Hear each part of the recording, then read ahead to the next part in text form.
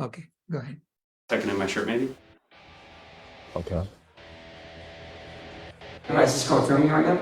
Yeah. Oh, sure, okay.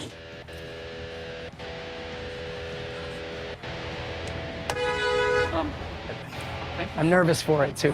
Okay, just before we start, do you want me to like answer in the form of a question, or is your voice going to be in it?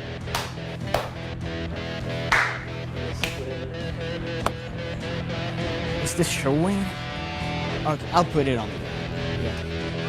Talk back the questions. I think that's nice. That looks really good. The signal might interfere with the mic or no?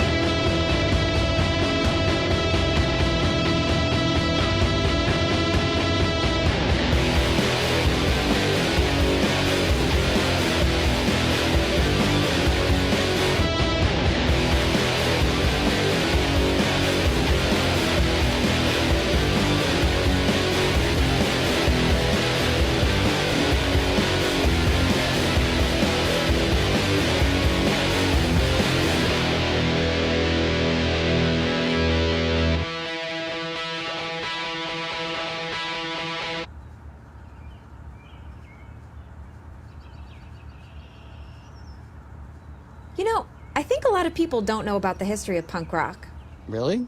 I mean, because I grew up with it, so I know the history of punk rock really well, but you're right, that's kind of presumptuous for me to assume that someone watching, especially if they're not old like me, would know the history of punk rock. So what do you think? What should we do?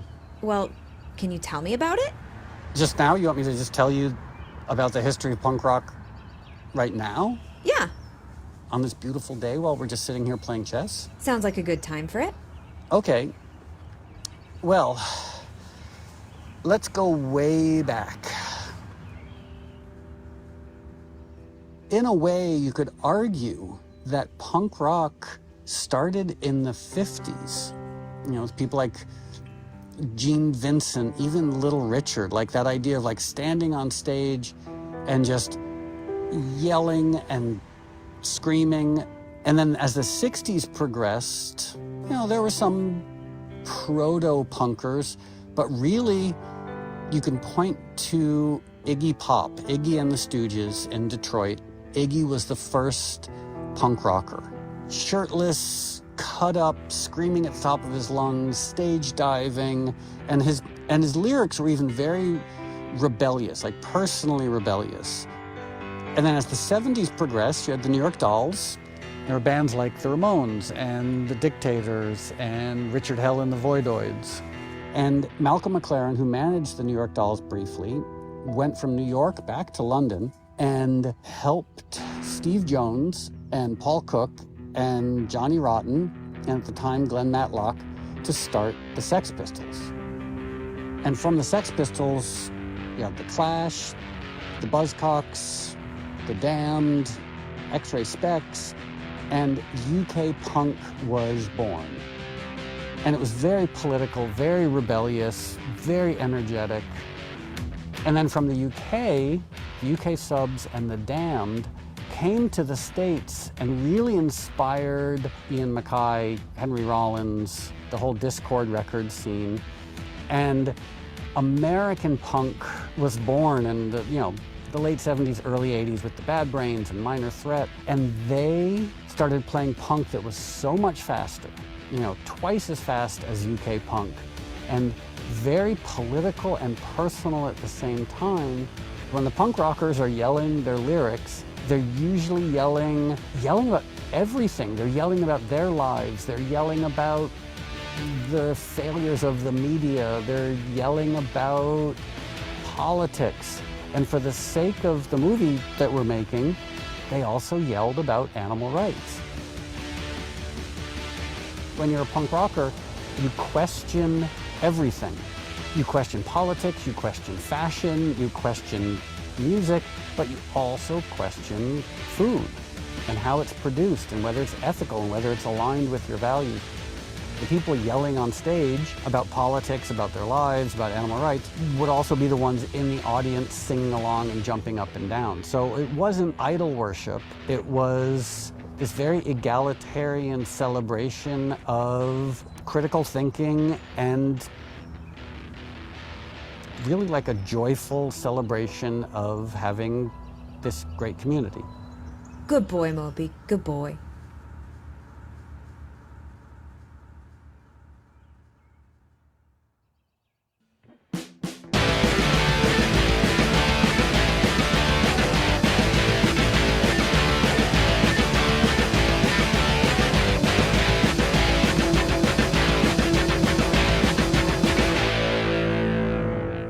Well, I think punk rock means something, It's not just the, two fingers to the establishment.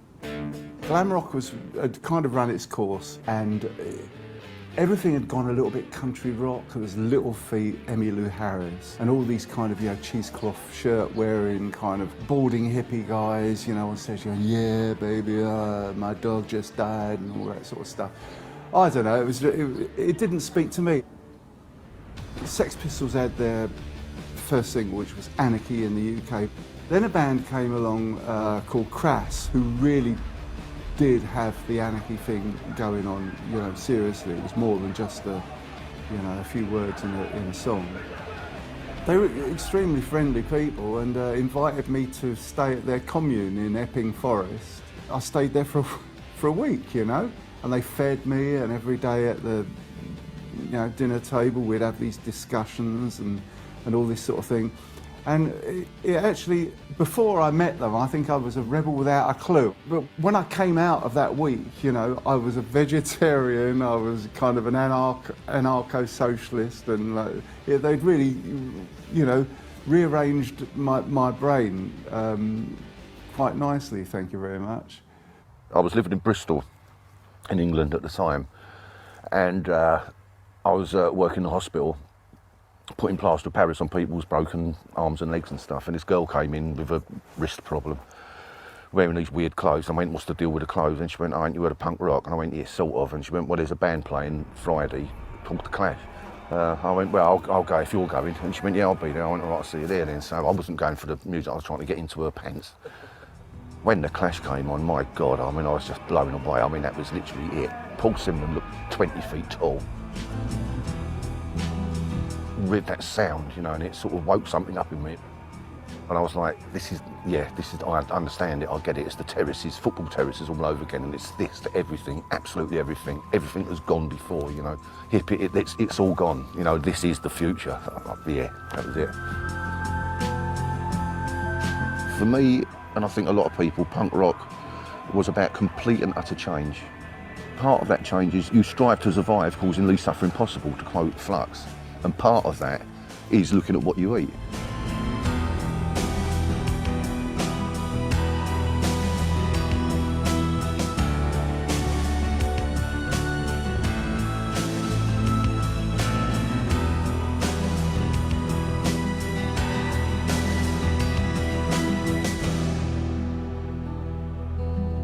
There were different types of punks. Not all punks were socially conscious. First of all, my mum was one of those who had, you know, a social perspective. The songs that she was writing were interested in, you know, social issues, social justice, for example. Then animal rights, you know, was a big part of that. My mum had a really strong character in her music. She was kind of writing about social issues, consumerism, environmental issues, so she always had a kind of very strong social conscience. It was when she became a Hare Krishna devotee that her childhood vegetarianism was transformed into something a bit more profound, and, you know, the idea that animals are beings that we need to respect and protect as well. Well, yeah, and it's your duty to be, you know, an activist. It's your duty to rebel, you know, as long as you do it, you know, but not in a violent way. I didn't want to see animals being hurt, you know. I mean, it just sort of came out of it, really. I mean, you know, people sort of credit Crass with starting, you know, kick-starting the vegetarian thing, and we didn't really. I mean, we were vegetarians, and we used to sort of mention it in interviews, and we used to make the link between the flesh on the battlefield and the flesh on the plate, sort of thing. Once that had started, yeah, that became part of the punk movement. So, I mean, although we were sort of instrumental in maybe kick-starting it, you know, it was just a part of what we did. We had an album, The Damned, called Strawberries for Pigs. We went to a pig farm to take the cover, the photo of for the sleeve. Nobody liked the Damned we were going on a musical adventure, and we were getting a bit of stick for it. We did this Christmas single, which was a sort of spoof, and at the end, Penny Rambo says, and if you're munching your delicious turkey, I hope it fucking chokes you. And I'm proud to have been in the Crass. You go anywhere in the world and you'll see a Crass symbol somewhere on someone's arm, leg, whatever, or T-shirt or something. When I see how global it is and how many people it's inspired, and the way people come up to me at gigs and, you know, in tears or whatever because they had a bad childhood and Crass's music helped them through it, or this, it's just incredibly humbling. We were already an established band when Crass came along. Obviously, they were more anarchistic than we were. They were more about the political aspects of things. It wasn't about fashion. It wasn't. These were elements. Fashion was element. The music was element. But The driving force of it in all of those things was skepticism.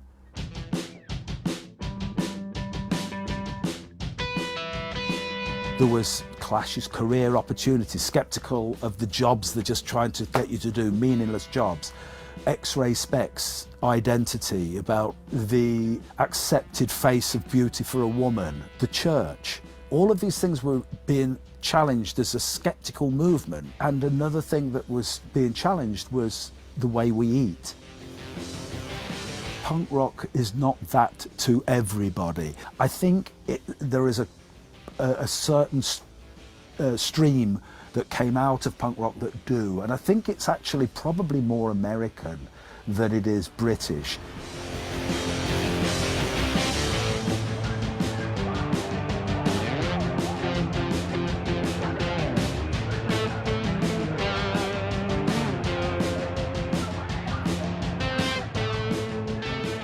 When I came to America in '82, I understood that there were other people that were actually carving out a little bit of a movement for vegetarianism. Ian McKay and Henry Rollins, all the people in DC in particular, used to come to our shows.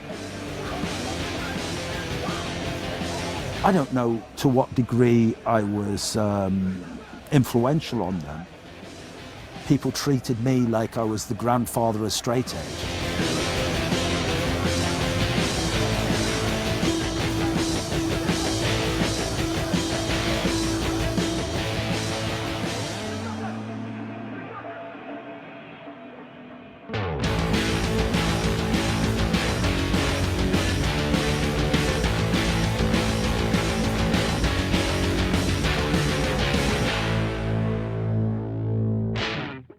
Most people say, why are you a vegetarian? Or why don't you eat meat?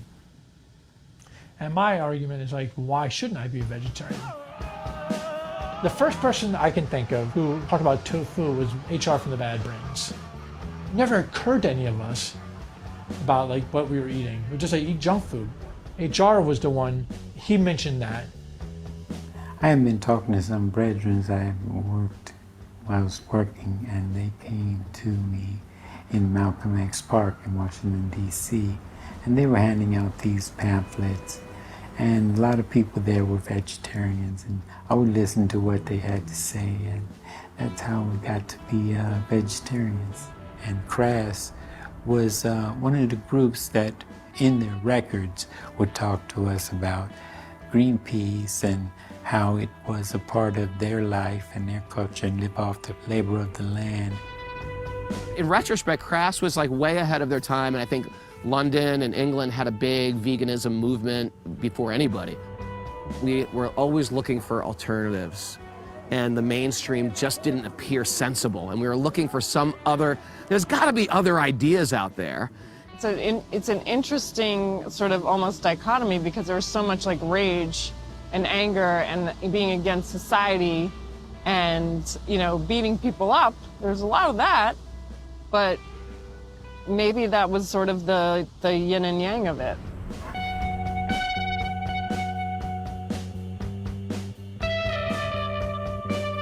For me, it was, you know, as it was so strong for so long, it was like not even a question after a certain point. Being into punk music and hanging out, you hear a lot of all different types of philosophies going out there. You hear about anarchism and nihilism, and it was all sort of confusing when you're 14 years old. Even straight edge, I didn't get into it from hearing the Minor Threat song, although I loved Minor Threat.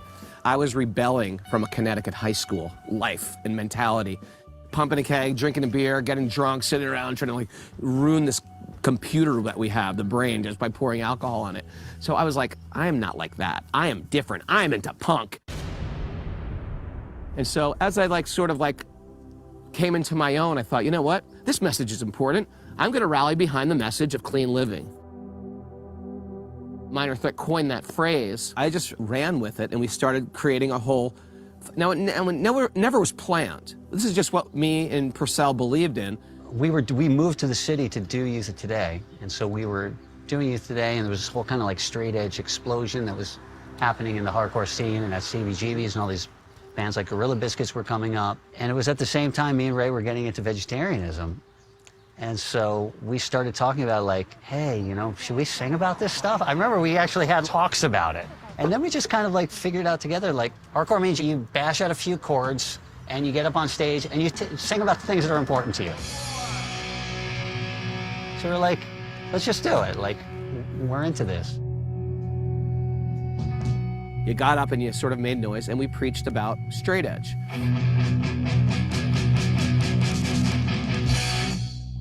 Me and Purcell came to this point, we're like, you know what? We have to write a song about vegetarianism. And we have to put it on the line for all this community that's straight edge, that if you're not a vegetarian, you're not straight edge.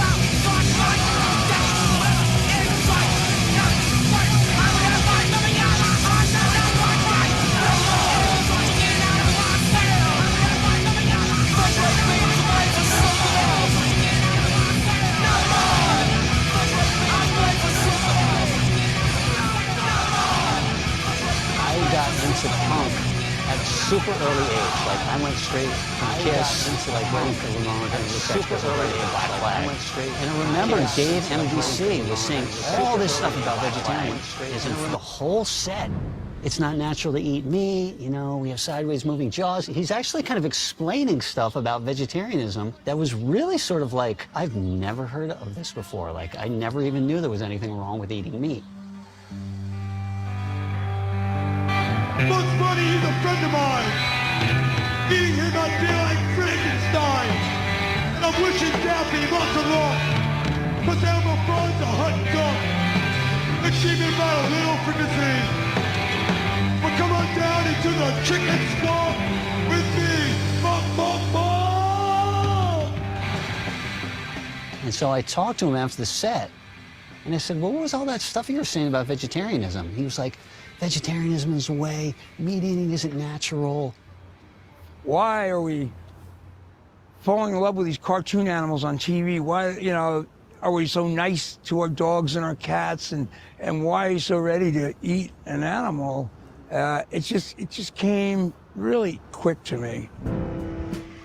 It's just not thinking about all the ramifications of what birds feel like in those cages and what the slaughter industry is all about. I really was a songwriter and a musician. Now just where to put that. And punk was just the perfect place. In Austin, Texas, and people would come down. It was the first punk rock acts, you know, Sharon Tate's Baby, and people that went on to become the Dicks and the Hunts.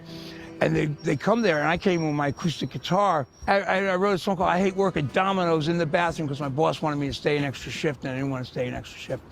And I took it down to the punk rock club and played it for everyone. Everyone loved it. And all of a sudden I was like, oh, of course, I'm a punk rocker.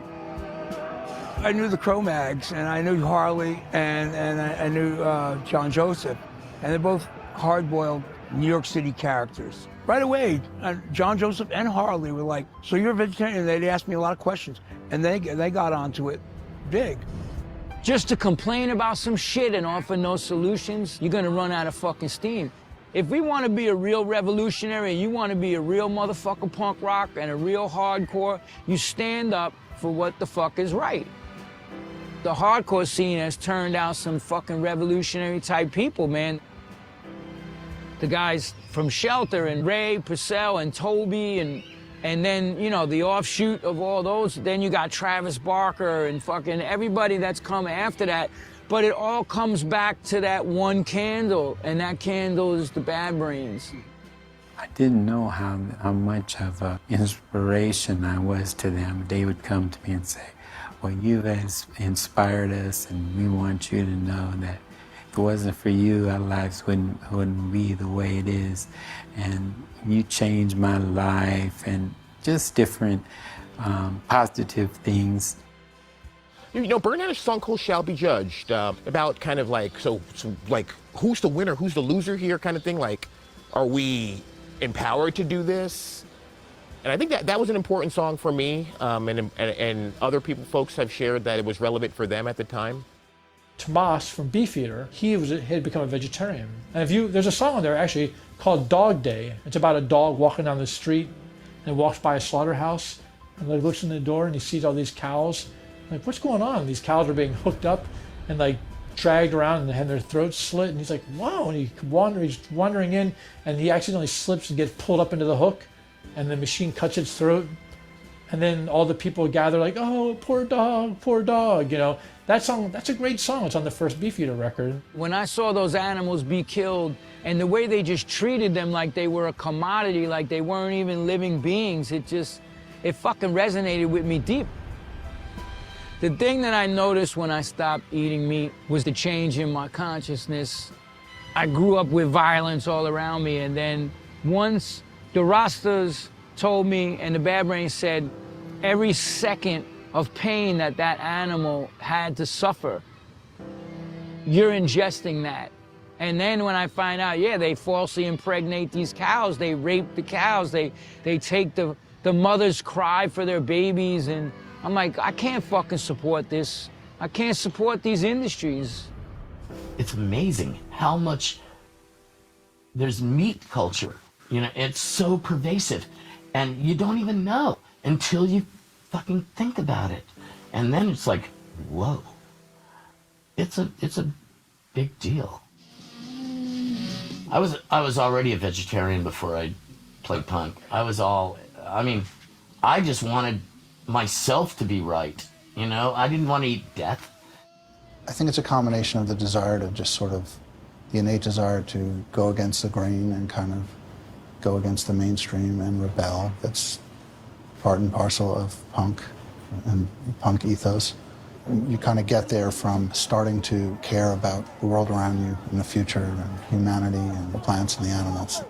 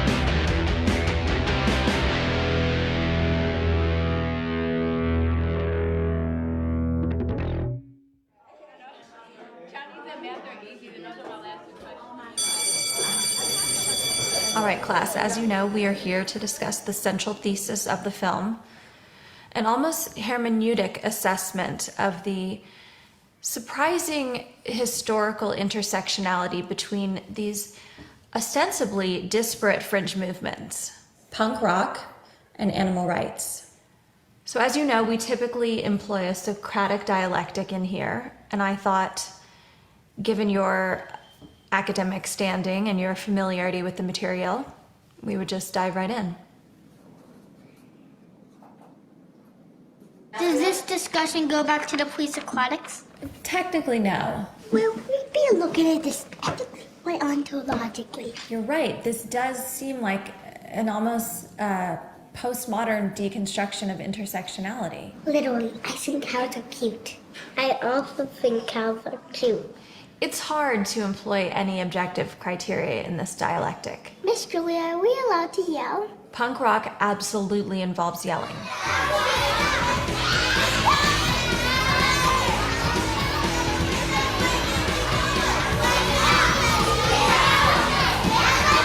This is probably the best grad student seminar I've ever taught. I think that my brother is a monkey.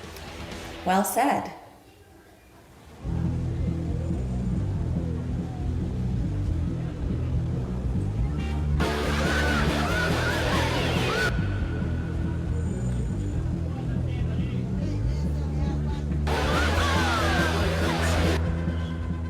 was 16 or 17, and Youth Today had come to New York from Connecticut and was really the kind of most exciting band at that time.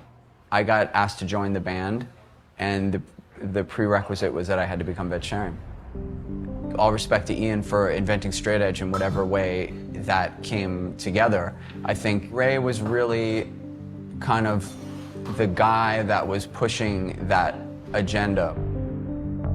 Walter was at the time playing in Youth of Today as well. He went on tour with them, and Siv went on tour with them as a roadie. When they came back, they were vegetarian. I went vegetarian for all the wrong reasons, because it was cool, and because these people I admired did it. Yeah, yeah. And then I actually started reading about it, and it made sense. It became such a part of hardcore and punk rock. You know, it's just expanding the circle of compassion to include everything. So it just seems to fit perfectly to me with the whole ethos of what punk rock is supposed to be. It was great finding out there were a lot of other people that were similar-minded, you know, especially in the hardcore world. It was pretty easy to find that, like all the guys in Youth of Today, Gorilla Biscuits, Civ. I was friends with all of them, and so I was always around that type of scene. We're punk rockers, so we wake up about noon and go to the soup kitchen, and they would always just have like sort of beans and bread, not even really veggie burgers. It was some sort of like a lentil soup and some beans and rice, and that would be the staple. And so that was kind of a vegan thing too. All the punk bands would just go there and eat because it was free food, and we'd be doing something else all night and we didn't have any money, so yeah, we'd just go and hang out and eat food. We're not the normal people. We don't do what normal people do. We don't go and hunt animals, you know, we're not fucking Ted Nugent. We don't do any of that stuff, you know. If anything, we're going against the grain. And against the grain has not necessarily become mainstream, but it has an awareness that punks sort of grasped onto early on. You're not doing it because you're punk, but you're not scared to be different. And that's why I think the scenes embrace it so much, because we have no fear in being individuals.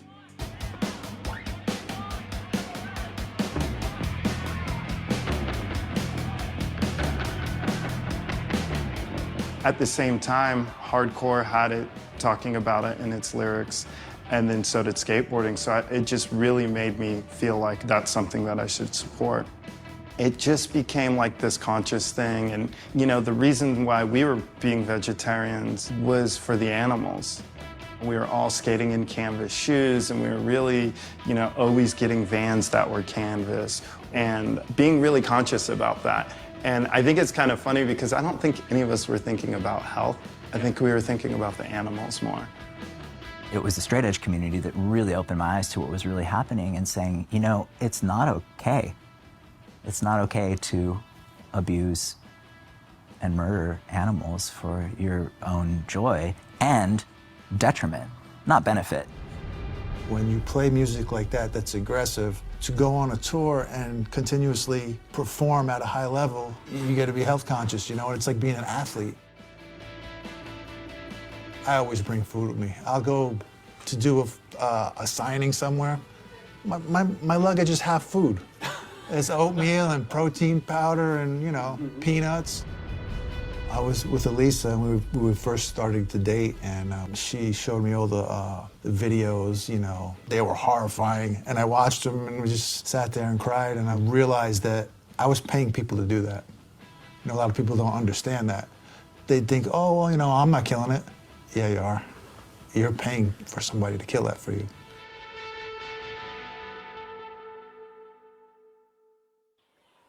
Whenever you get to spend any time with like farm animals, you're like, wow, this cow acts just like my dog, and maybe even nicer sometimes.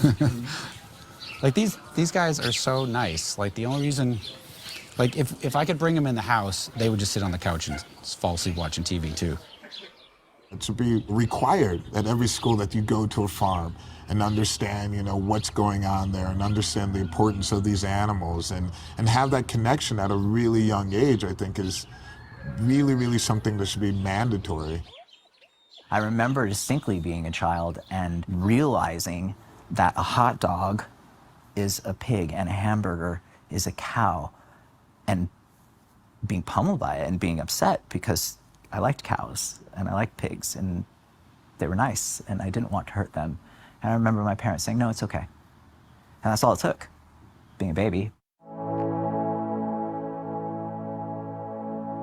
You know, you're force-fed all this bullshit your whole life about how things are supposed to be, how you're supposed to look, how you're supposed to act, what you're supposed to want, what you're supposed to eat.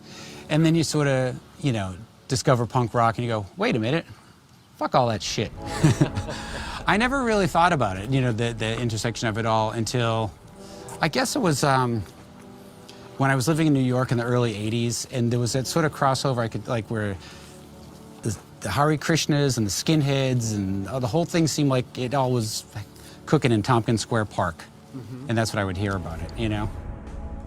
The Cro-Mags were playing, and I was like, oh wow, I got it, you know, I already had the album and I was really, really pumped, but I had no idea what to expect because I'd never really gone to a show. But going there, it just was like a whole different energy, all these different people from different neighborhoods going to the show, and it was chaotic, you know, everybody on stage and jumping all over the place, and just the energy on stage, it was just unforgettable. But I just always remember at the end there was like this book stand, and it was a lot of stuff about vegetarianism and Krishna and things like that. And that was like my first introduction. I was like, wow, I was like, that dude is, you know, believing in this and reading the lyrics, and I was like, wow, it's really interesting. And that was like really clicked in my head to really just think about, you know, what I was eating or what was going on around me. The connection with the animals and people in general is, you know, gone back from beginning of time, and it's something that's, you can't really get away from. It's something so important, the development of society itself. You know, we learn so much from animals, and they're so important. But if you've ever lived with an animal or had a pet or had people that had pets, you understand like how powerful that love is, and to realize that they're a living species and have respect for that. I think it was a very natural progression for punk rock to embrace vegetarianism, because punk rockers are very conscious and they're very mindful, and they actually are very compassionate. The whole punk rock community came out of resistance and a need for sanctuary.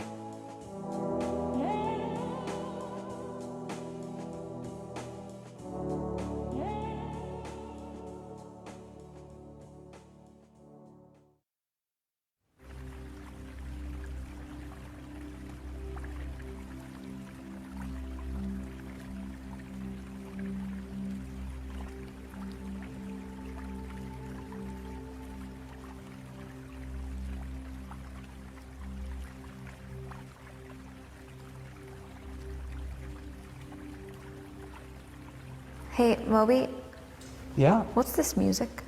Oh, actually, this is my music. Really? Yeah. It's nice. Thanks. So you're like the male Enya. I mean, I make a lot of different types of music. So let me ask you this, if you make pretty Enya music, then why are you making a punk rock movie? Well, good question. As I said, I make a lot of different types of music, and some of the music I make is very quiet, but some of the music I make is actually much more aggressive. When I was growing up, I actually played in punk rock bands. My first hardcore band was called the Vatican Commandos, and we played with a lot of the people in this movie. Ray, Purcell, John Joseph, I mean, they're the Bad Brains. The Vatican Commandos actually opened up for a lot of these bands. So some of the people in the movie, I've known them since the early 80s. So as much as I love electronic music, and as much as I have always loved electronic music, I also really love hardcore punk. And one of the things I've always found, the world of punk rock, it's the activism, you know, it's the politics, it's the animal rights aspect of punk rock that has always really inspired me. You know, a lot of musical genres are kind of neutral politically, and I love that punk rock at its core has this ethos of confrontation, this ethos of activism. You know what, am I rambling on? No, okay. Because you ate your cucumbers, do you want me to go get you more cucumbers? Yes, thank you, Boyanya. Oh, are we resting in the, yeah, we're resting in this box. Well, let's have our cucumbers, okay? What's this? Oh, yep, well, okay. It's supposed to be for your eyes, but you know, you can eat it too.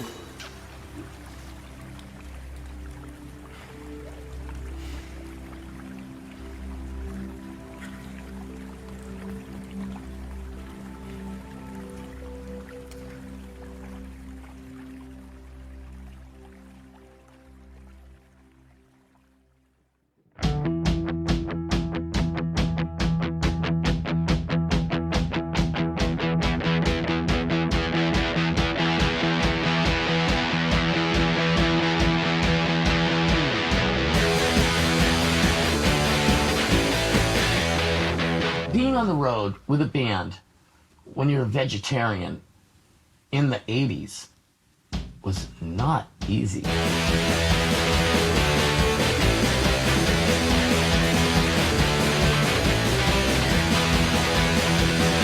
Yeah, you know, for years I toured with a tub of miso. So you could go into a McDonald's, get their hot water, use their toilet, and just make miso soup, you know? And then we go to a health food store, I got sprouts and put sprouts in the miso soup. But truthfully, back then, touring, it was a lot of pasta. There was a lot of like, you know, Ray, you keep the guy at 7-Eleven busy while Mike Judge stuffs, you know, spaghetti down his pants. This was touring before we had money. And, you know, we booked our own tours, and you play like 3 shows a week, and you're gone for like 4 months, and your band's always breaking down. You have no place to stay. I toured in Germany in '82, and nobody was prepared for it. I remember a whole tour, I ate, you know, lettuce and brown bread, you know, and oil and vinegar. We brought our own juicer, and we just tried to do the best we can. And people always know, you know, I had some health problems. I asked for a bag of carrots, had my own juicer. And you just have to be prepared. We did a cross-country tour, and we broke down in Miles City, Montana, which is in northeastern Montana. There was nothing there. I was eating, there was a Ben Franklin 5 and dime at a lunch counter, and I ate deep-fried breaded cauliflower. That's like one thing they had, and I ate cans of just, I go to the grocery store and just buy cans of beets or like corn and just eat it cold. We had to travel with a bag of rice, a bag of beans, and tahini sauce. And whatever town we would pull into, we would buy vegetables, and then we would look for a place to cook. We would cook everything in that single pot. So every fucking day, unless somebody cooked for us, which they did in some places, but most of the time, you learn to put the beans in first because they take the longest. Then you put the rice. Then you put your starchy vegetables. Then you put your greens and all that, and you just build a stack, and it all cooks through. And then you just scoop it down, throw that shit in a bowl, put some fucking tahini sauce. We didn't have nutritional yeast, nothing. We had tamari and a little bit of sesame paste tahini, and that's what we ate. What Crash used to survive on was our own sandwiches that we used to take. Or we used to go into those motorway service stations, and we'd just buy a loaf of sliced white bread and 4 plates of chips, and we'd share it, you know, and that was literally the food. You know, it just wasn't around, you know, or people would, bless them, people would make you a soup, a big soup at the gig, you know, and it's like, is this vegetarian? Yes. No meat in it, is there? No, it's chicken.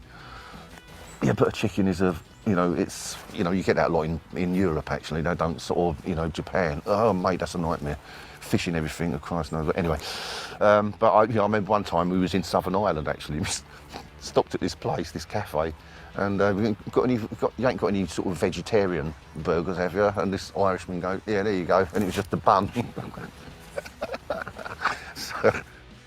We live off the labor of the land, and we'd see certain trees, and we'd go stop by the tree, and they had avocados and oranges and these type of things, and we'd get us a few avocados and a few oranges and lived off of that. our sustenance came from stopping at grocery stores and getting soy milk out of the little hippie section and buying cereal and just pouring it in our mouth so we didn't get because you didn't want to buy a bunch of bowls and you couldn't really afford to, so you pour the cereal in the mouth, pour the milk in the mouth. And the hardest was definitely in certain places where they don't know anything about plant-based food or anything like that, or that lifestyle. Actually going to Brazil and moving there and getting there and they're like, voila, here's a pizza with, you know, all this different things on it. I was like, yeah, but there's like, oh, but there's no meat, there's no beef on it. I'm like, yeah, I can't eat that. They take it back, peel everything off, come back like, here you are, sir. Voila. And it's just like, I'm not eating that. You know, it's just like, it was just like layered in like all sorts of like chicken or whatever, like fat, extra, God knows, but just trying to relate that through and just like starving at that moment, just, okay, I guess I'm not gonna eat today, you know.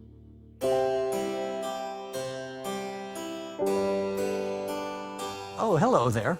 Welcome to another edition of Coral Roundup with me, your host, Richard Hall. On this week's Coral Roundup, we'll be looking at a classic staple of the hardcore punk canon, Cats and Dogs, as originally written by Walter Scheifels and Gorilla Biscuits.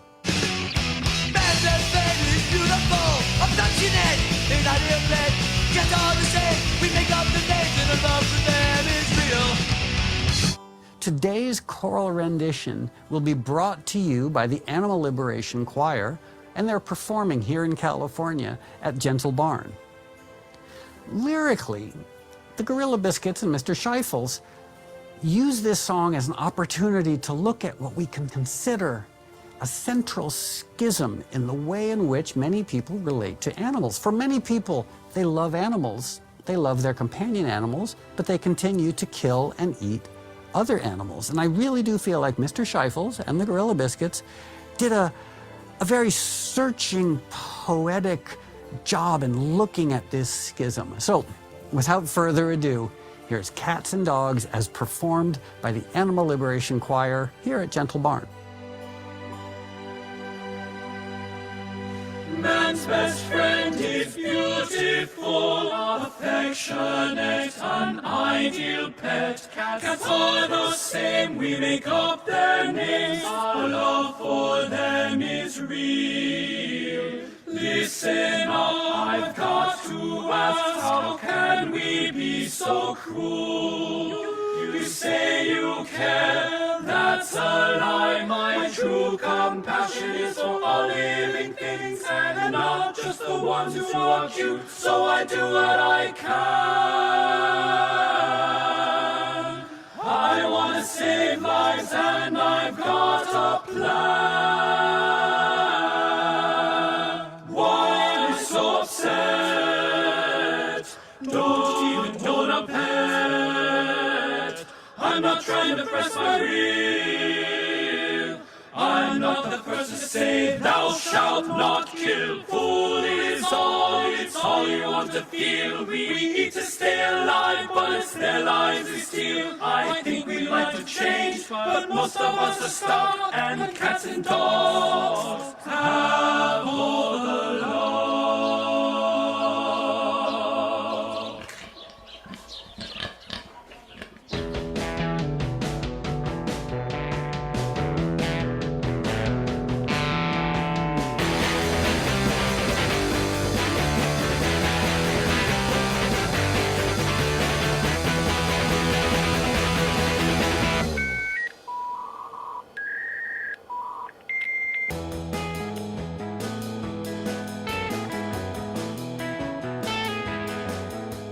In the mid-90s, there was sort of this like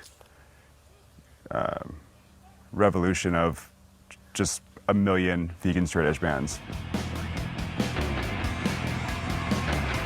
Earth Crisis would be the first time that I saw the word vegan. I remember it seemed so underground at the time, and I remember friends debating how the word was even pronounced because it wasn't in the dictionary at the time. So I thought vegan meant like a mad vegetarian. Not necessarily that you didn't eat dairy. Earth Crisis was kind of the band that was like, brought this heaviness. They were like so heavy, but they were also vegan straight edge and into like political issues that I was really into because of Rage Against the Machine and stuff like that. I mean, for me, it was never about the nihilism. It was always about the politics and the, you know, human rights issues and the animal rights issues and things like that. I mean, Earth Crisis was the most, I feel like, the biggest advocates for it. It was a central part of what they were singing about. Where some bands were just kind of, we are this, and then we sing about this, you know, or we have this one song about it, you know, but they were one of the bands that were more direct and more, their songs were like, I mean, their songs were about burning down slaughterhouses, you know what I mean? They were like pulling no punches. First song we're gonna play is one we just made up before on tour. It's about veganism. It's called New Ethic.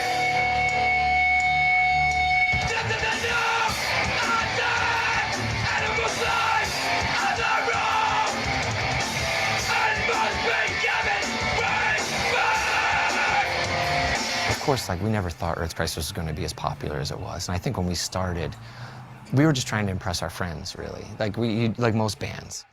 A switch was flipped at some point when we realized this was popular and we felt, you know, this was getting a little bit popular and we felt like we had a duty, you know, and we were on a mission. We were like, we're going to educate people on animal rights. Like, that's going to be the focus of our band. But when we first started, I mean, it wasn't so much of a mission when we first started. It really was like, oh, this is going to be fun. We're going to celebrate veganism together with our friends at these shows, and we're going to have some, you know, wild songs about animal rights, you know. But then, yeah, I'd say somewhere around '93, we really started to take it a little more seriously. We understood the weight that we had and the impact that we were having and the responsibility that we had. And we took it real seriously. Maybe too seriously at times, possibly. When I became a vegan, it was very much like an animal rights thing. It was very much about animal liberation. It was definitely bands like 7 Seconds and that whole like cats and dogs with grill biscuits and no more with Youth of Today. That was definitely stuff that inspired me to stop eating meat. Punk music was a very conscious movement, a socially politically conscious movement. I think out of all the few songs we ever wrote, there's like one song that talks about animal rights. But everything else is about, like, you know, politics, like you know. Punk rock got me into politics. Punk rock got me into, you know, social justice, anti-racism, you know, women's rights, whatever, you know, and economic justice, what have you, anarchism, left-wing politics, animal rights, and vegetarianism, and the importance of that. Bands told me about that kind of stuff. That's why I got interested. They spoke the same language as I did. They talked about the same issues. I got introduced to the concepts of environmentalism through hardcore shows. The concepts around like sweatshop, you know, fair trade. All of that came through a shitty bowling alley in Chicago and a guy screaming into a microphone and telling people what the song was about before he screamed it. Usually back at the merch table, it was like a 7-inch and a patch and t-shirt, but then maybe a pamphlet about like what was happening in this third world country and American colonialism, and then almost always there was something about animal rights. We were handing out PETA pamphlets at some of the shows. There was this consciousness back then, before it became trendy and popular with the animals and with being drug-free and veganism and all that. It came, I don't know how it got into hardcore, but that's how I found it. And I feel like that was a big part of music before it became trendy. It was punk rock and hardcore was really pushing that consciousness, you know? And I think it's a natural progression for some of the early punk rock people, some of the icons that took part in that movement. They were outspoken with their politics, with their views, with what matters to them, and they said it loudly. And I don't think that the nature of the artist changes, and I don't think the nature of someone wanting to get a message across loudly changes if that's who they are at their core. Punk, for me, and hardcore was always kind of a rallying cry against those things and a way for me to link up with a community of people who kind of have similar ideas. We're thinking about things in a different perspective. We're not just accepting.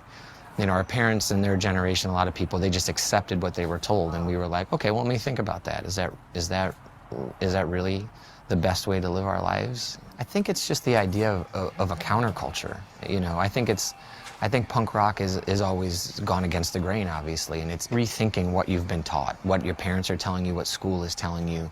You take it and you examine it. Are these things true? So I think it's a logical step that you would look into what you're eating. You know, is this true? You know, is this the way that we have to live? Is this the right thing to do? Is this the only way? Is this the only thing that's healthy for us to do? Punk and hardcore confronts preconceptions and always kind of has. It's taken something that we've accepted as a norm and challenged those things. It makes sense to me in retrospect that animal rights was something that was going to find a home in that environment where punk rock bands were confrontational. And they were willing to talk about things that they felt weren't being talked about or weren't being represented. I mean, punk rock in itself was music that was created because it was people that felt like they weren't represented in mainstream media. And so in order to find that home, that sanctuary, they just created something. Animal rights from a justice perspective and a punk rock perspective made so much sense to me. If you're already seeing the world in this materialistic way and you see how people are getting exploited by capitalists for profit, and then you see animals getting exploited for profit, but they could not speak for themselves. Not only do the animals feel it, not only is it completely inhumane, they're born into tiny little enslavement camps. And it's because their only job is to be slaughtered. And the people in control don't care how they're slaughtered. It's the fastest turnaround.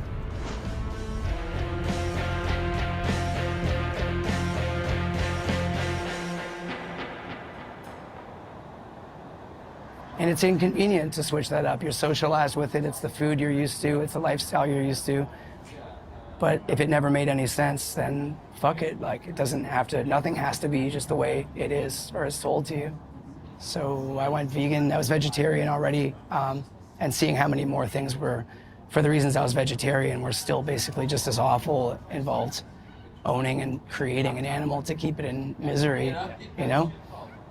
There's an economy built around the things you don't like, and it's not just while you're singing a song or stage diving off of something. Like, you go away 30 years from now in your life as you have kids, that's an economy that's there behind everything. So you learn what is attached to that, and like I said, if realities you don't want to see, you don't pay for ever again. Like, I saw that and I thought I never want to do that. I'm stopping that forever, and did.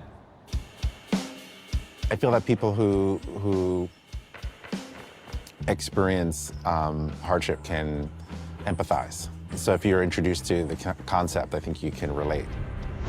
I was living in the Bronx and I was coming out of the graffiti painting train scene, and I had introduced myself to punk, like I was saying, and no one would go with me. So I just went to Danceteria. You know, by that point I had a mohawk. My friends in the Bronx were starting to be like, I can't really deal with you. And I was like, well, whatever. And I just take myself to Danceteria every weekend. They'd let me in, and I just kind of like be a fly on the wall and walk around and just literally shape my musical taste off of what I saw there and the bands on people's jackets. There was always a thing of empathy with animals before I realized that you didn't have to eat them. When I got introduced to it, there was that undercurrent as well. We're marginalized, we're outside, we don't have the power that we feel like everyone should have, and then you start to realize that it extends to things you see that animals are in the same boat. It's sad that it takes footage of dogs crammed in tiny little cages to make Americans go, oh, well, that's terrible, because now it's an animal that could potentially be my friend. But that doesn't mean that the baby seal is just charging through it, no problem. If you're saying to me that the dog has the ability to feel fear and love and pain, and that's why your heart goes out to that trade, all animals feel that.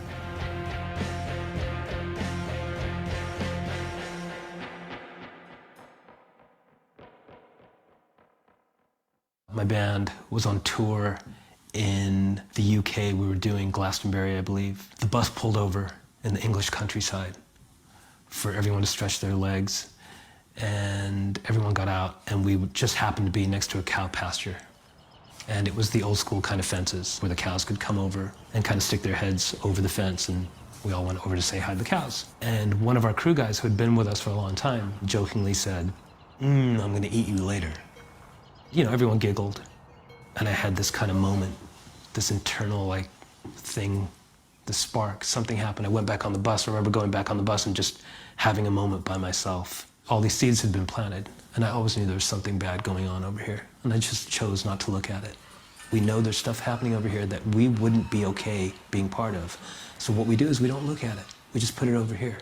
And at a certain point internally, I couldn't do that anymore.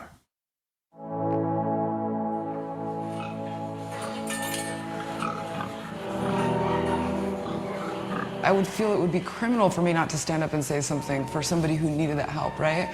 And so what's the difference between that and a being that isn't, you know, capable to speak out or walk out? And I think it is our responsibility to protect these animals in that sense. I was one of the people that in the beginning stages like thought that veganism was about your diet. It was just about what you ate and that's it. And the more and more that I learned about it, obviously it's so much more than that. What you put on your plate is like an asterisk when it comes to being vegan, because it's about making a conscious choice. That affects everything from how you eat to what you wear. And we tend to exploit animals in so many different ways that I don't think a majority of people realize. Animal agriculture is the most destructive industry on the planet. It's the leading cause of climate change, deforestation, topsoil erosion, water pollution, species extinction, literally anything you care about in the environmental world, animal agriculture is at the forefront. I was super fortunate. I was born vegetarian, so I've never eaten animals. And we were raised with 2 rules in my house, which was question authority and don't hurt anybody.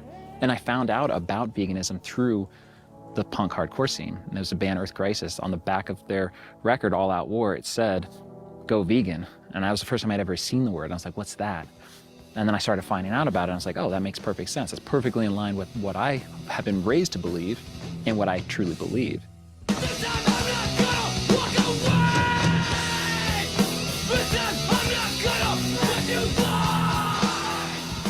That's what punk rock was about. Punk rock was saying fuck you to the establishment. There was nothing more punk rock than saying fuck you, I ain't gonna eat dead animals.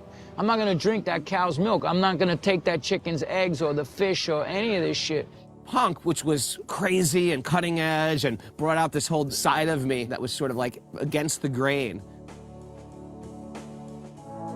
For me, there was a connection between, I love this dog.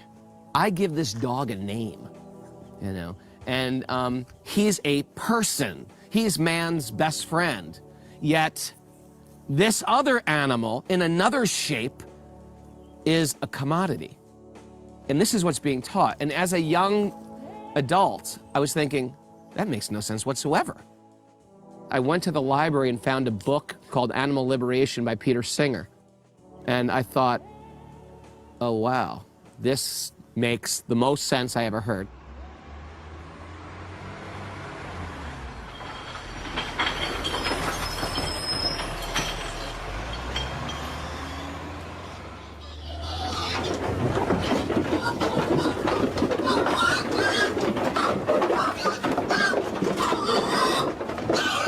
Why do you think they move the animals at night? They don't want you to see what the fuck is going on. Now they made it federal offenses to go in there now and film. Why the fuck you think that is? You run an abattoir, you run a slaughterhouse, and you don't want videos going out of what goes on there. I love the old joke of, does a kale farmer care that you're filming the picking of kale? Yeah. Well, why don't you want somebody to see something? Because you know something's wrong. I've seen violence, and there's nothing beautiful about it. There's nothing glamorous or glorious about it. I'd seen enough videos of things that just shook me to my core. Every year I make my goals for the year, and I've vowed to myself to be a more eloquent voice for animals every year and just get better and better at it, you know? And no matter how challenging it is, like I'm at the age where you can't back down from those challenges. You have to do them. these animals are living in complete suffering and without the light at the end of the tunnel. You know, there isn't like, okay, cool, you know, you've suffered enough. It's like, no, your prize is to die, and it's just it's a hard pill to swallow. I think the biggest struggle for me is, you know, feeling like I'm in a constant state of mourning, and because, you know, that can really make it hard sometimes to enjoy life when you know that there's like so much suffering happening. What mankind does to these animals, how they get the food source, how they get the leather, how they get the fur, that's what I've been pretty active about, because my kids have to live here, you know? I was singing angry punk rock music. I wasn't destroying the planet. What's happening here? If anything, I gave people a place to come and feel like they were part of a community. My whole being and mission in life is animal rights and human rights and just global rights in general, just like a kinder world overall. Me coming to the music industry was late and secondary, if I want to put it that way. My main passion has always been being an activist. So it's been interesting to end up in the career that I'm in, because I now have the ability to have a platform to use it. I think music is an integral part of resistance. A leaflet is only so effective. A conversation is really time-consuming on a one-to-one. But media that can be shared on a mass scale is a super effective way of bringing about change. And we've seen that through like all social movements. And I think that's why the small things do matter. And, you know, you can say what an individual does doesn't matter, but it will inspire someone.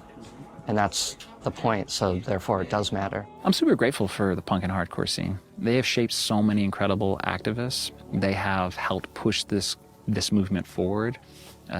You have people who have dedicated their lives to justice work that have come out of the punk and hardcore scene.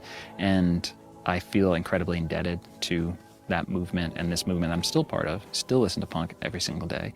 The people that I tend to admire are activists. It reminds me what's important in life, and especially when we have a small child and raising him, it becomes central to every day and every action about being kind and about the squirrels and the animal. Like, it really becomes a focus, because naturally he is ethical and kind. And so to nurture that and to explain that and how it'll progress in life to him is actually interesting to him, and it reinforces my own belief system. When you start seeing the world through vegan eyes, you can appreciate nature in a much different way. Even what people do outside of, you know, my little bubble affects me. And I think the same goes with how we treat Mother Nature, and that's animals included. On my progression of being vegan, I'm trying to be more hands-on. Like, I did my first chicken rescue last year, and that was a huge honor. Like, to be able to go into a factory farm and liberate 1,500 chickens with the permission of the farmer. 1,500 of 60,000 hens that were going to be gassed that day, and their only crime is that they turned 18 months old and they can't fight back. So I vowed to become someone to speak and fight on their behalf.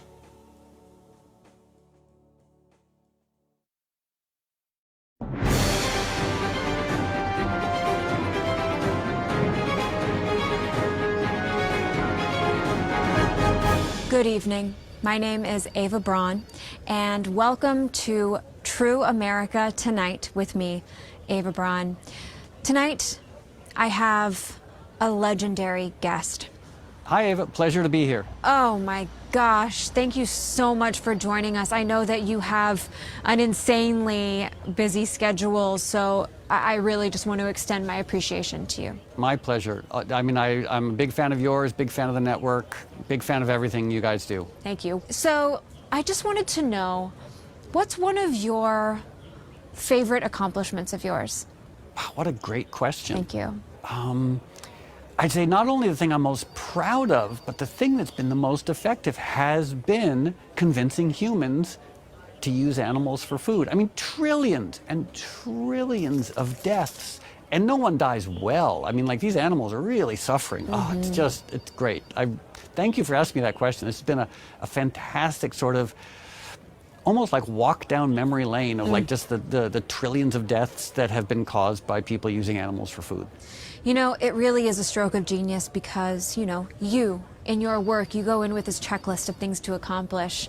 And it really speaks to your genius that you saw one thing and you said, this does it all. I mean, that's efficiency at its finest. Well, I do strive for efficiency. I mean, for example, convincing people to smoke tobacco. Like, that was another pretty good one. You know, it's also like billions of deaths. But like, people generally only kill themselves when they're smoking tobacco, as opposed to using animals for food.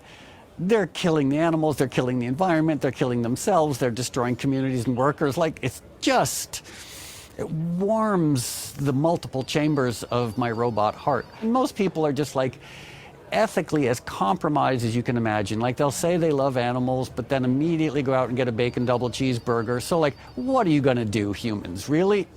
Like, since when have you ever done the right thing when it required a little bit of effort? Like, come on, humans, you're a lazy, unethical, terrible species, and I truly love watching you suffer. Wow. Wise and powerful words from a wise and powerful being. All right, True America, we'll be back with you soon.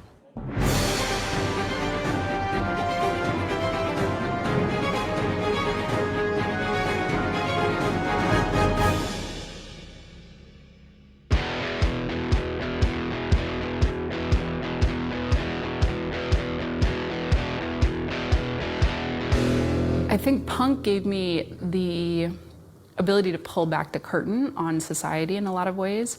And once that curtain was pulled back, I saw more suffering than I ever had previously. When you start to look at how am I contributing, what do my ethics align with, I think it leads naturally to veganism. I remember just going through like records and just like in punk record shops and seeing stuff like the anti-animal testing compilation that PETA did. And things like that coming up, some of the bands putting like animal rights messages inside of their pamphlets and stuff. And I think there's also something about like this kind of indelible like ethos you learn, especially at a young age, the DIY mindset of just like, you can just do something. Like if you want to start a nonprofit, if you want to start a band, if you want to like create change, there's just this feeling of like invincibility almost that comes along with the music of like, don't be afraid, just take a shot at it. It's okay. It comes from this question authority place, right? Like, it's anti-authority. And so if you're anti-authority and you start questioning everything, you start questioning, the food system, the government, the economic system, everything. And so obviously, you're also going to question oppression. And the oppression of non-human animals is rampant around the world. So I think the punk scene and the hardcore scene in particular is just a perfect ground for that message because it's conscious, it's anti-authority, it's rebellious. I mean, how can you get any more rebellious than say, I'm not going to eat the same stuff that 99% of the society eats? Like, that's the most punk thing you can do, is be against everything else that mainstream is. In my life, I never drank, I don't use drugs, I don't smoke. I was thinking about like what I wanted to put in my own body. So in the same way, if you think about the food you eat, that's what you're putting in your body, literally putting in your fucking body. So I said it's a logical extension. You know, I used to bust Ian's balls. Did he ever tell you that? Because I was like, yo, you ain't straight edge. You eat all that meat and do all that shit. And then when Fugazi played the Palladium 3 days, Ian seen me and he's like, I'm vegan now. I was like, I'm gonna go fucking get you Angelicas. It's kind of this anti-authority, anti-consumer type thing. Like, if you live in a society that, is constantly for exploitation. And, they capitalize on exploitation of all types of bodies, like labor, animals. So you kind of start to analyze that sort of stuff and you go, I don't want to be a part of that. We're talking about an industry that is torturing tens of billions of sentient beings every year. Something that basically anyone on the street would have a hard time watching video footage of without crying. And by making a few simple changes in our lives, we can disconnect ourselves from financially supporting that. For me, it's a way of life. It's not a diet. It's not something that's ever questionable, or it's just what I do, so I don't have to overcomplicate it in my head. When I look at veganism, I think of science, to be honest. It's like there's been so much scientific proof that sentient beings are so similar, if not more, sensitive than human beings. So, you know, when people say like, oh, they don't feel pain or they're not capable of having, you know, morality, like this is scientifically proven that it's not. It's scientifically proven that it's not good for our health, like scientifically proven that it's not great for our environment. So it isn't a faith-based idea. This is the reality of things. People don't know where their meat comes from. I think if they were asked to actually kill the animals themselves, they don't, you know, probably wouldn't manage it, you know. They probably want to take the pig home for a pet, because pigs are great animals. And they've all got personalities. Cows are like dogs. I mean, they're so reciprocal with you. You're taking care of them, you're giving them love. They're giving you so much love back. That's when it really kind of sunk in, like, wow, people kill these beautiful creatures in inhumane ways, and we don't even like think twice about it. I actually had like this deep kind of like love and respect for an animal as just a soul. And it was a really beautiful time. There was something I really liked about being like connected with the forest and being connected with nature, being connected with animals. So if you want to cultivate that compassion, and if we ask for compassion from other people, it takes a whole new set of lenses to see. People have this completely backwards view where they think that eating meat and wearing leather is badass, and they think that being vegan is conforming, when really it's the other way. I mean, think about it. We used to believe that the entire solar system, or we even knew there was a solar system, we used to believe the entire universe rotated around us. Maybe the other animals on this planet, perhaps they're here not just for us, but rather they're here with us. And that is the type of mentality that becoming a vegan helps you to cultivate. It's a humbler mentality. It's a mentality that gives credit where it is due. And I think it's a more realistic mentality as well. Reasonable people, when they're confronted with the facts, when they see the footage of what's happening behind closed doors, they get it, it clicks. Like, people do not like the abuse of animals. And I think just in the last 10 years, what I've seen in terms of political change, the growth of the movement, the power we have, going from, it's like less and less of a fringe issue every year. The current animal rights movement is strong. It's only going to get stronger. There's a ton of bands, and there's just more coming, you know? It's like there is this kind of rebirth of radical thinking, and I'm excited about that. I am impressed with young people. You know, in general, they understand why vegetarianism is cool and why vegan, you know, to make those connections. So that is hopeful. You know, I'm incredibly inspired by the school children of Norfolk at the moment, because they're out there protesting. Nobody's out there protesting about the climate. So any young people, any young person who's involved in it, you have my greatest and utmost respect, because you're probably going to do stuff that I couldn't do in my day, you know. Having a community can reinforce and focus your thoughts on any given matter.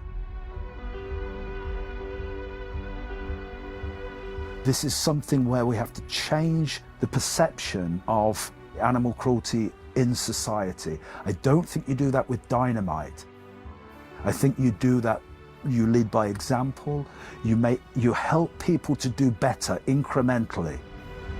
Speaking out and opening up minds towards the idea that, like, you know, you can be healthy, you can be happy, you can be enjoying your meals. It's not about being elitist and being vegan. It's about understanding that veganism is common in all our food traditions, and common, and kind of going back towards those food traditions that are like healthier for us anyways. I see a world in which factory farming doesn't exist. I think there's a long timeline for that, and people have short timelines, they have long ones, but we're almost at a tipping point.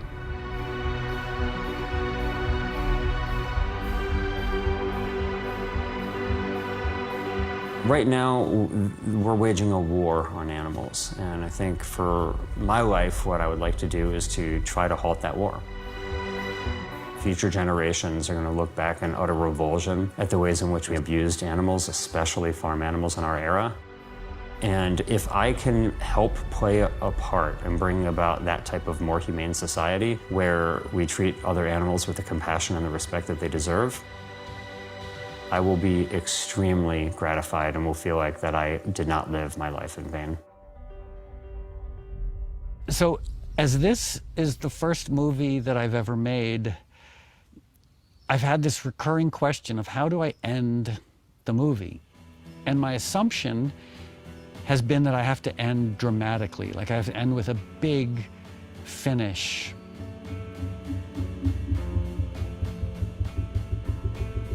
But I can't think of a good, huge, dramatic, exciting moment to end the movie with. So I thought instead, why not just talk to you?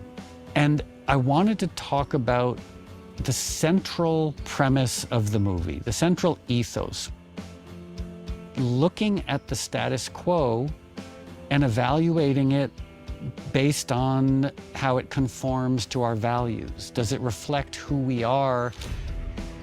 The whole reason why I'm a vegan, why I'm an animal rights activist, is because this status quo of using animals for food, it doesn't conform to my values. I would say this central premise of punk rock, activism, of questioning the status quo. You look at it and you don't just blindly reject the status quo, you question it. And you say, are there parts of the status quo that need to be completely rejected and replaced? Or are there parts of the status quo that just need to be modified a bit? Or are there even parts of the status quo that can be maintained? And I would say that this current status quo of producing meat and dairy, of using animals for food, across the board just needs to be rejected and replaced. It's not rational, it's not ethical, and it doesn't conform with any of our values unless we are murderous psychopaths. And unfortunately, human history is filled with people, in fact, most people who go along with a status quo that is unethical, that doesn't conform to their values. But we don't have to. And that is this ethos, this punk rock ethos, is if you don't like the status quo, you don't have to go along with it. And you can reject it personally regarding how you spend your money, how you eat, but you can also go out and actively try and change it. And that, I guess, is my biggest hope, is that you look at this status quo and you reject it personally, and you go out and you do everything in your power to change it.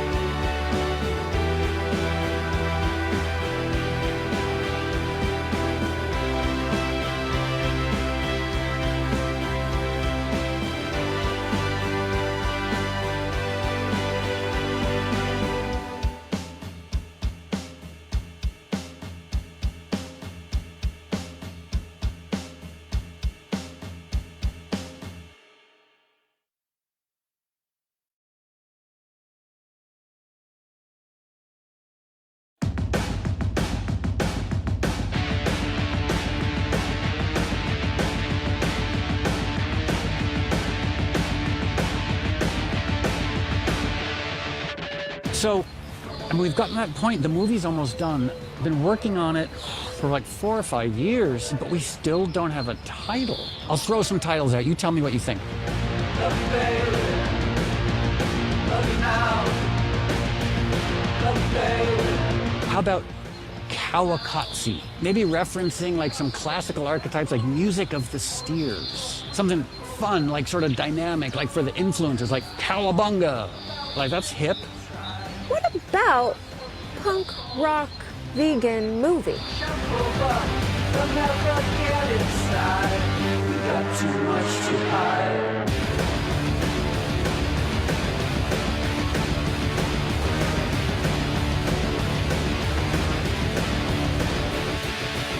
How about a heartwarming work of staggering piglets? Lawrence of Cow Arabia, Night at the Cowseum. The cow shank Cowdemption. 2022, a space cow.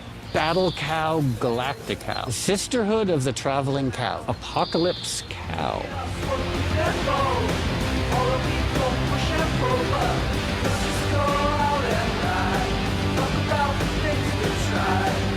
London Cowling, a pig to remember. Rosemary's Cow, Mind the Bollet. Jurassic Cow, Soylent Cow. Citizen Cow.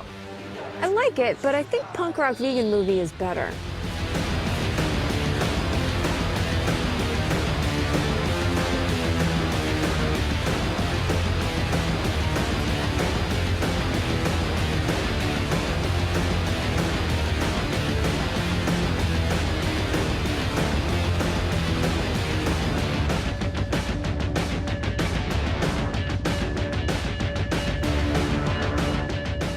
Maybe we just sort of take a page from like Snakes on a Plane, and I was thinking of this other title, like what about punk rock vegan movie?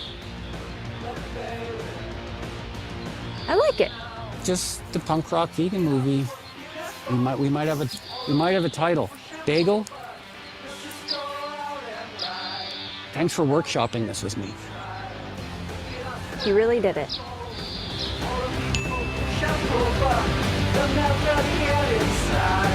We got too much to hide.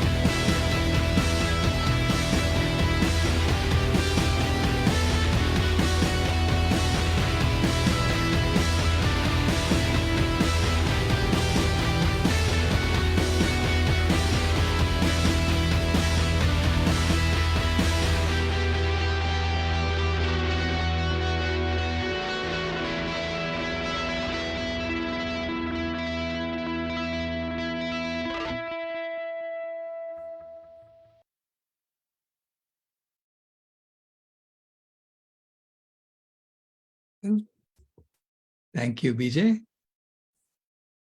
So what did you all think? I see a lot of comments on the chat. You want to share? Yeah, go ahead. I put it on gallery view so that we're all on here if you want to come on and then raise your hand and we could go however you want to do it, Dr. Rao. Yeah, that'd be awesome. And I'll just say, I was just blown away. I'd seen the first little bit of it when you shared it, but oh my gosh. I think about how much I missed out because of what was spoken of earlier in the chat about what's open-minded and what's closed-minded. And when I heard punk music, I was closed-minded and I didn't bother to investigate further. And I think people do that with, I hear the word vegan, I'm not going to investigate further because I got this. So I think I missed out on a lot with that. But back to you, Dr. Rao, or anybody else. Come on in and say, raise your hand and I'll unmute you if you need to be unmuted.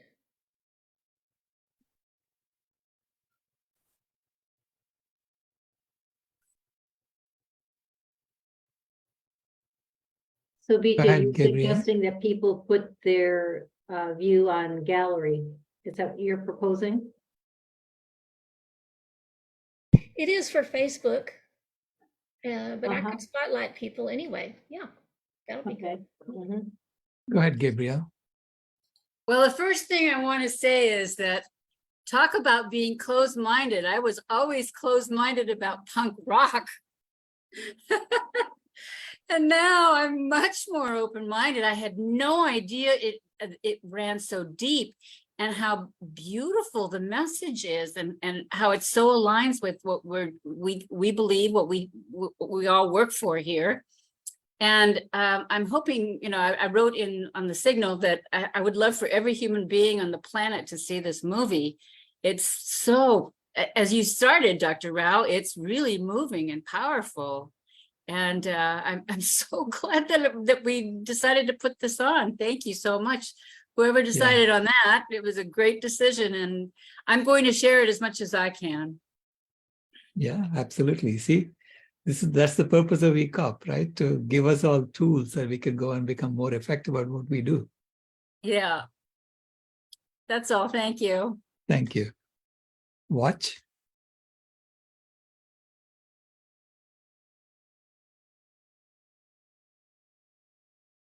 Go ahead.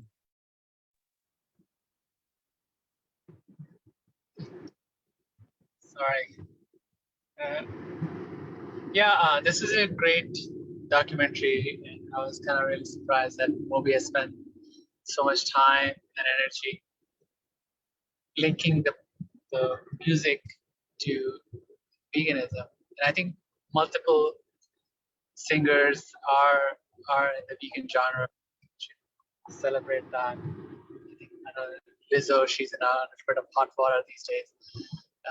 But Maya and a couple of other musicians are also vegan and promoting the vegan message. So this is a great genre. I met Moby and he's just an amazing human being and very, very humble and just quite an inspiration. So really glad that this documentary is being featured. It's free to download. It's just an amazing work. So really glad to see music being connected to vegans. Thanks. Yeah, thank you. Yeah, when I saw so many people that I recognized, and it was fascinating that I didn't associate, like Rachel, for instance, with punk rock. And Keegan also hadn't associated with punk rock directly.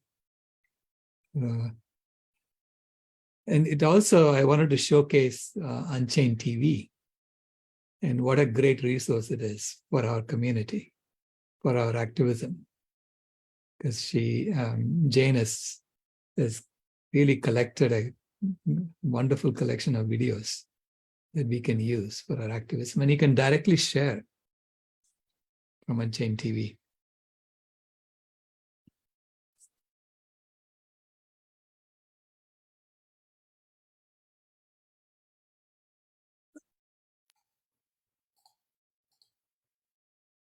Go ahead, BJ.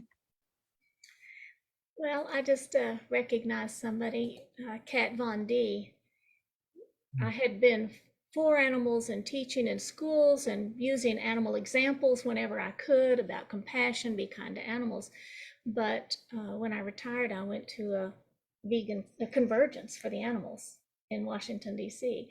And one of the gifts they gave us was Kat Von D she has cosmetics, or did have cosmetics, and they gave us some lipstick that was animal cruelty free. And I knew about that, but it was the first time I had seen somebody else actually making a business of that sort of thing. So I was glad to see her in here.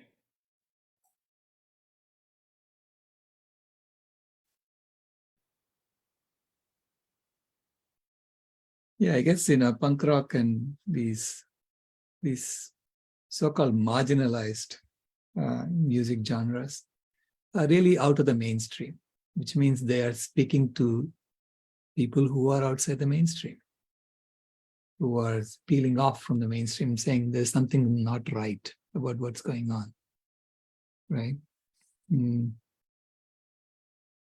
So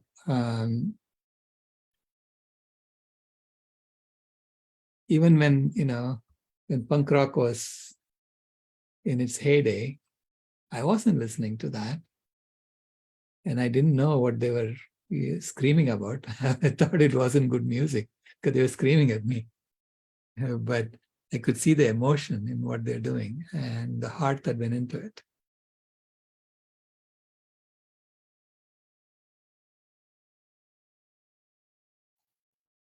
Also, we have about 20 minutes and I don't see anyone from the movie here.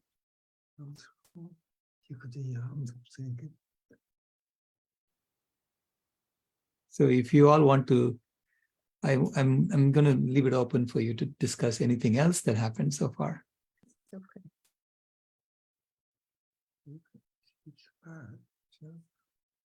So I was interested to discuss how it is that Moby is getting this message out into the public view, because obviously he invested how many years in making it? Did he say 5 years?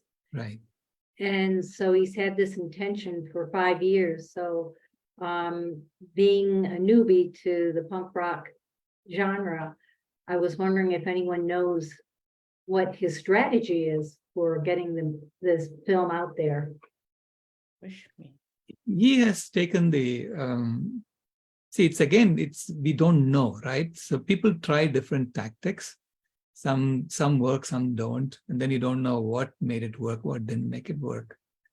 If you look at the two movies we showed during this convergence, The Heart Whisperer, Susan is keeping it private, and then she's getting it into film festivals and getting awards, and therefore trying to build the reputation for it and hoping that it'll then take off, right? So that's one approach, and that's the approach he's taking. Moby has taken the approach of giving it away. And he put it on YouTube for free right from the outset, and then he gave it to Unchained TV. So anyone can take it and show it and watch it. And so it's public domain, it's open source. He's giving it away. And you don't know whether that's the best approach. Which approach would work better? Is building it up slowly and then hopefully getting a big audience for it. So this is like building the demand for it, right? Whereas Moby is just saying, here is the supply, go figure out if you have the demand. So it's up to each one of us to spread the word about this movie. Because it's just a tool in our arsenal, right? For our job.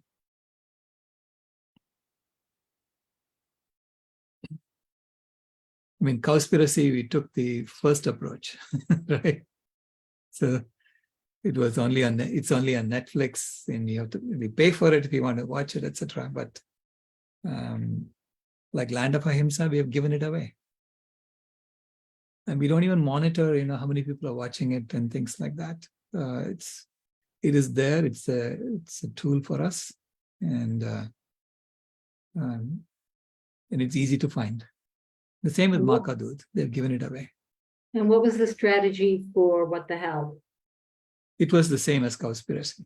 So It's on Netflix, and supposedly all copies on YouTube have to be purged and all that. Yeah. But I see a lot of copies still floating around on YouTube. Yeah. Both Cowspiracy and What the Hell. They come and go.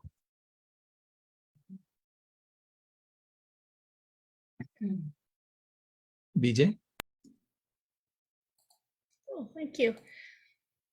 I was just thinking about doing activism with some of the young people doing Anonymous for the Voiceless, and then I would hear them say, I'm straight edge. And I asked what that meant. And so I learned a little bit about that, but I never was curious enough to ask about the music scene. And I don't know how connected it is, but I've just shared this movie while it was going on. I shared it live on my church's main page. So that's one way to get to some people. I shared the hip hop link, and somebody wrote me and said, well, I don't like hip hop. And I thought, well, if you would listen to the movie, you would learn and you would love it. And in the same way here, that people may have some prejudices already about punk rock, but there are going to be young people, or at least younger than me, who already have a strong connection to punk rock. And I think that's one way to do it, is share it on Facebook. It may not be the most effective, as people don't use that as their only medium, but I think that's one way to connect. Thank you. Go ahead, Bhavna.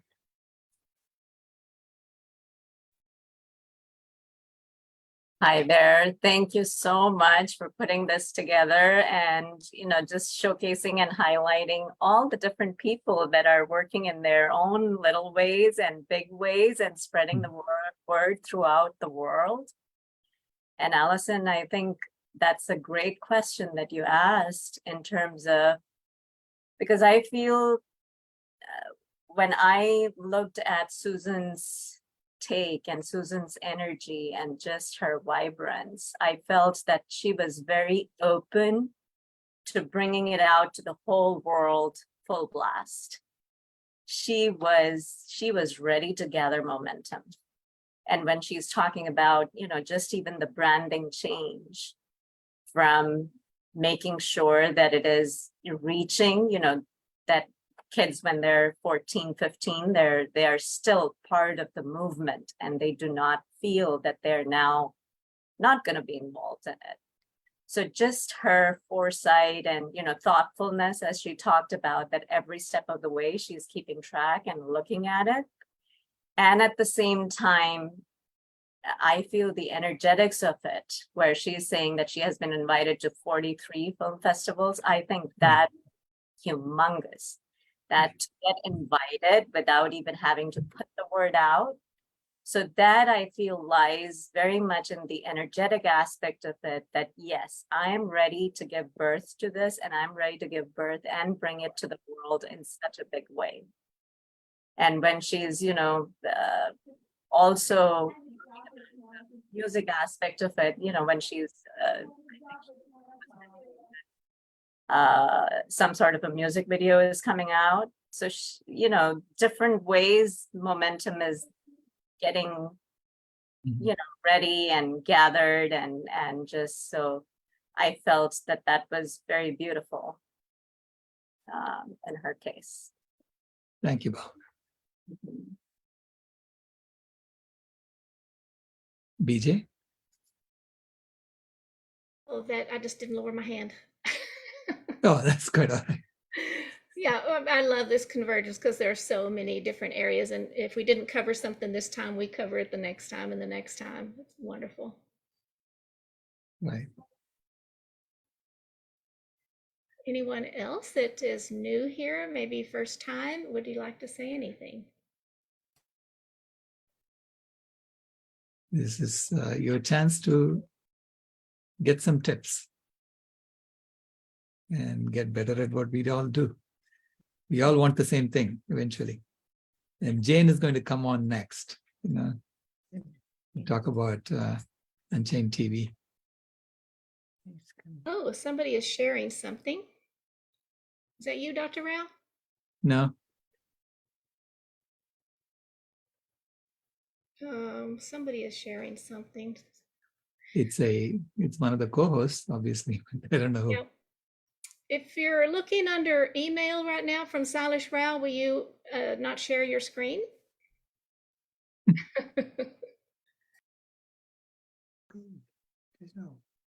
Maybe Nancy? it was me. tentatively, and then I pushed on something that was not my intention. But Okay, hold on a sec. I love the history of how so many decades ago, this wild bunch of people were so forceful and so convincing and so forth. I guess in the 60s, is that where they started? So that's sort of the same time that Brahm and I started macrobiotic eating. As a sort of, I think, but we didn't do the music part, but it sort of happened to be the same time. So I'm not sure how come that was triggered, those two movements. I love this movie. It is something I think that we can send to our children because it has a historical aspect, which is important too. I had no idea.